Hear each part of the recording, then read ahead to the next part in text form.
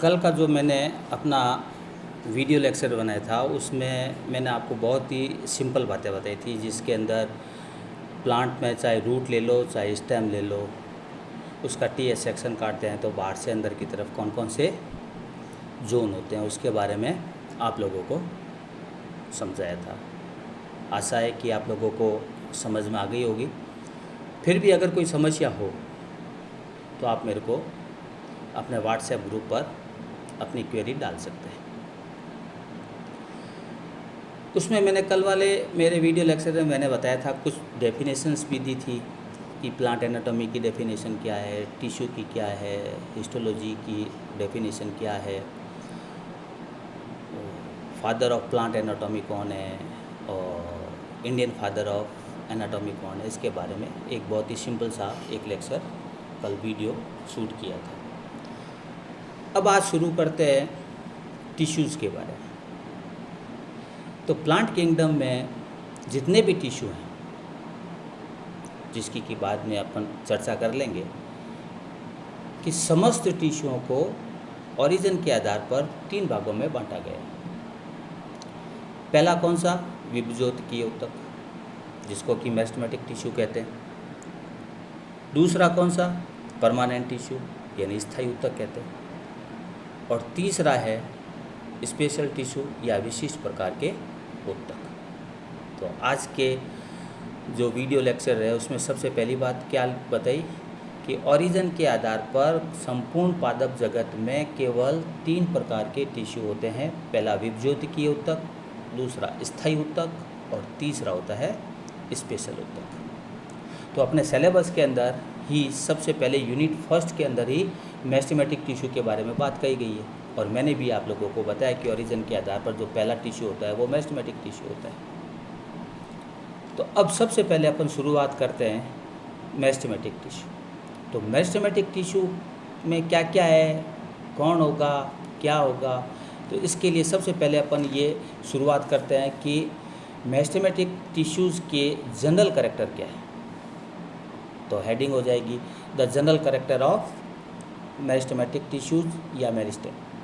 सबसे पहली बात कि मेरिस्टेम जो शब्द है वो नेगली ने प्रतिपादित किया था, यानी जो साइंटिस्ट नेगली है उसने मेरिस्टेम शब्द का उपयोग किया था। ठीक है। नंबर दूसरा कि इस प्रकार के ऊतक यानी मेरिस्टेमेटिक प्रकार के ऊतक प्लांट के टिप भाग पर पाए जाते हैं। प्लांट का टिप भाग कौन सा हुआ? कि स्टेम का टिप हुआ, रूट का टिप हुआ, ये जितने भी टिप हैं उन पर पाए जाने वाले जो टिश्यू होते हैं वो हमेशा मेरिस्टेमेटिक टिश्यू होते हैं। इस प्रकार के ऊतक यानी मेरिस्टेमेटिक टिश्यूज़ के अंतर्गत आने वाली जितनी भी सेल होगी, यानी टिश्यू क्या होता है कि कोशिकाओं के समूह, कोशिकाओं का समूह कौन सा? कि जो उत्पत्ति, संरचना और कार्य में एक समान हो, उनको ऊतक कहते हैं, जो कि मैंने कल भी बताया था कि मेरिस्टेमेटिक टिश्यूज़ के अंतर्गत आने वाली सभी कोशिकाओं में विभाजनशीलता की क्षमता हमेशा बनी रहती है, यानी ये हमेशा लगातार विभाजित होती रहती है। अब ये कोशिकाएं जिनमें लगातार विभाजित होती रहती है, इनकी सेल की विशेषता क्या होगी कि इनकी सेल होगी वो थिन वॉल्डेड होगी, पतली भित्ति वाली होगी, और इनकी जो सेल वॉल है वो सेलुलोज की बनी होती है, और इनमें सेकेंडरी सेल वॉल का अभाव होता है। क्या कि मेरिस्टेमेटिक टिश्यूज़ के अंतर्गत आने वाली जितनी भी सेल है वो थिन वॉल्डेड होगी, सेल वॉल सेलुलोज की बनी हुई होगी, और सेकेंडरी सेल वॉल का अभाव रहेगा।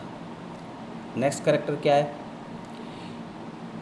मेरिस्टेमेटिक टिश्यूज़ के अंतर्गत आने वाली जितनी भी सेल है वो कई शेप की हो सकती है, जैसे ओवल शेप की हो सकती है, आइसोडायमेट्रिक हो सकती है, राउंडेड हो सकती है, या पॉलीगोनल प्रकार की हो सकती है। यानी कोई शेप निश्चित नहीं होती है, किसी भी शेप की हो सकती है। वो कौन कौन सी? आइसोडायमेट्रिक, राउंड, पॉलीगोनल और ओवल शेप की हो सकती है। नेक्स्ट कैरेक्टर क्या होगा कि मेरिस्टेमेटिक टिश्यूज़ के अंतर्गत आने वाली जितनी भी सेल होगी उनके अंदर पाए जाने वाला जो प्रोटोप्लाज्म होगा वो डेंस होगा, यानी सघन होगा, गाढ़ा होगा। फिर कभी मौका मिला तो मैं आप लोगों को साइटोप्लाज्म और प्रोटोप्लाज्म में जिसको कि कहते हैं कोशिका द्रव्य और जीव द्रव्य में क्या अंतर। मैं प्राय बच्चों से पूछता हूँ what is the difference between the cytoplasm and protoplasm.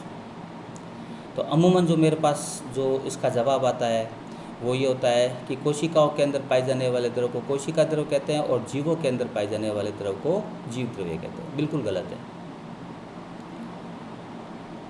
सही क्या होगा वो मैं बाद में बताऊंगा। अभी तो क्या है कि मेस्टेमेटिक टिश्यूज़ के अंदर पाई जाने वाली जितनी भी सेल है उनके अंदर पाए जाने वाला प्रोटोप्लाज्म होगा वो सघन या डेंस प्रकार का होगा, सघन प्रकार का होगा।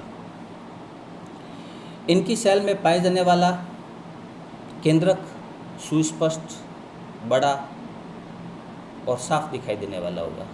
तो पहला कैरेक्टर क्या, साइटोप्लाज्म डेंस होगा। दूसरा क्या, केंद्रक होगा वो सुविकसित और स्पष्ट होगा। और तीसरा कैरेक्टर क्या कि इनकी सेल के अंदर वैक्यूल्स यानी रिक्तिकाएँ या तो आकार में बहुत छोटी होगी या फिर नहीं होगी, एब्सेंट रहेगी। तो इनकी सेल में प्रोटोप्लाज्म डेंस, सघन, nucleus well develop, vacuoles very in small size या टोटली एब्सेंट। इनकी जो सेल होती है वो कॉम्पैक्टली अरेंज होती है, एक दूसरे के साथ सटी हुई अवस्था में पाई जाती है, यानी इनके बीच में इंटरसेलुलर स्पेस नहीं पाया जाता। कभी कभी क्या होता है कि ये जो सेल होती है वो लूजली अरेंज्ड हो जाती है तो उसके बीच में कुछ स्पेस छूट जाता है, परंतु मेस्टेमेटिक सेल्स टिश्यूज़ की जो सेल्स होती है उसमें किसी प्रकार का कोई स्पेस नहीं होगा, यानी कॉम्पैक्टली अरेंज्ड होगी। ये जो सेल है वो अपने अंदर रिजर्व फूड मटेरियल व अजैव पदार्थों का स्टोरेज नहीं करती। ये किसी प्रकार का स्टोरेज नहीं करती। बिल्कुल सिंपल सी बात है, क्यों नहीं करेगी? क्योंकि जो भी फूड मटेरियल होगा वो उनके सेल डिवीज़न यानी विभाजनशीलता की अवस्था को बनाए रखने के अंदर खर्च हो जाएगा। तो स्टोरेज कहाँ से रहेगा? नहीं रहेगा उनके पास। जब रिजर्व फूड मटेरियल नहीं है, लगातार सेल डिवीज़न कर रही है, तो इसका मतलब क्या हुआ कि इनकी जो सेल होगी वो मेटाबॉलिकली काफ़ी एक्टिव होगी, काफ़ी सक्रिय होगी। जब मेटाबॉलिकली एक्टिव होगी तो इनके अंदर इनको ऊर्जा की आवश्यकता होगी। तो ऊर्जा के लिए कौन? माइटोकॉन्ड्रिया। आप लोगों ने पढ़ा ही है कि कोशिका का शक्तिग्रह कौन सा है कि माइटोकॉन्ड्रिया। तो एक पॉइंट क्या बना कि मेस्टेमेटिक टिश्यूज़ के अंतर्गत आने वाली जितनी भी सेल है वो मेटाबॉलिकली एक्टिव होगी। इस कारण से इनके अंदर माइटोकॉन्ड्रिया की संख्या सर्वाधिक होती है। इनकी सभी सेल में माइटोसिस की जीवन फेज अवस्था पाई जाती है। सबसे इम्पोर्टेंट बात है, माइटोसिस की जीवन फेज अवस्था पाई जाएगी और इसी कारण से इनके अंदर लगातार विभाजनशीलता की क्षमता बनी रहती है। इनकी सेल से उत्पन्न कोशिकाओं को डेरिवेटिव सेल्स कहते हैं, जो परमानेंट सेल होती है। अब देखो यहाँ से जो मैंने दूसरा टिश्यू बताया था ना, परमानेंट टिश्यू, अब उसकी बात आ गई।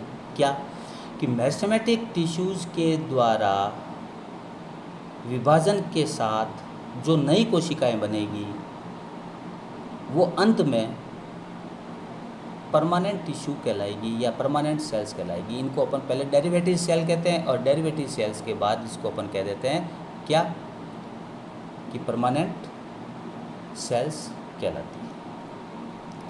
तो ये था मेस्टेमेटिक टिश्यूज़ के अंतर्गत आने वाली सेल्स के जनरल कैरेक्टर। इसको वापस एक बार सेल के अंदर इसको वापस रिपीट कर देता हूँ कि मेस्टेमेटिक जो शब्द है वो नेगली ने प्रतिपादित किया था।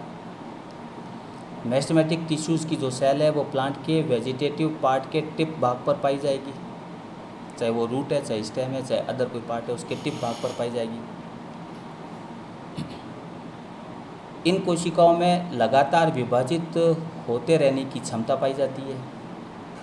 इनकी जो सेल होगी वो लिविंग होगी, थिन वॉल्डेड होगी, सेल वॉल सेलुलोज की बनी होगी, सेकेंडरी सेल वॉल का अभाव होगा, प्रोटोप्लाज्म डेंस होगा, न्यूक्लियस स्पष्ट, बड़ा और सक्रिय होगा, वैक्यूल्स या तो नहीं होगी या फिर साइज़ में बहुत छोटी होगी। कॉम्पैक्टली अरेंज रहती है, इंटरसेलुलर स्पेस नहीं पाया जाएगा। मेटाबॉलिकली काफ़ी एक्टिव होती है, इस कारण से इनके अंदर माइटोकॉन्ड्रिया की संख्या सर्वाधिक रहेगी।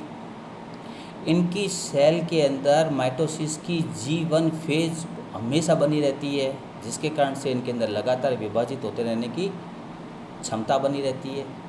और इनके द्वारा उत्पन्न जो सेल है उनको डेरिवेटिव सेल कहते हैं, और ये डेरिवेटिव सेल से इनको परमानेंट सेल कहते हैं। और परमानेंट जो सेल है वो आपस में मिलकर के परमानेंट टिश्यू का निर्माण करती है। तो ये आज का हुआ लेक्चर। तो आज के लेक्चर में क्या हुआ कि मैंने आपको बताया कि टिश्यू 3 प्रकार के, सबसे पहला मेरिस्टेमेटिक टिश्यू, और मेरिस्टेमेटिक टिश्यू के जनरल कैरेक्टर क्या हैं उसके बारे में बताया। कल फिर इसके बारे में आगे चर्चा करेंगे।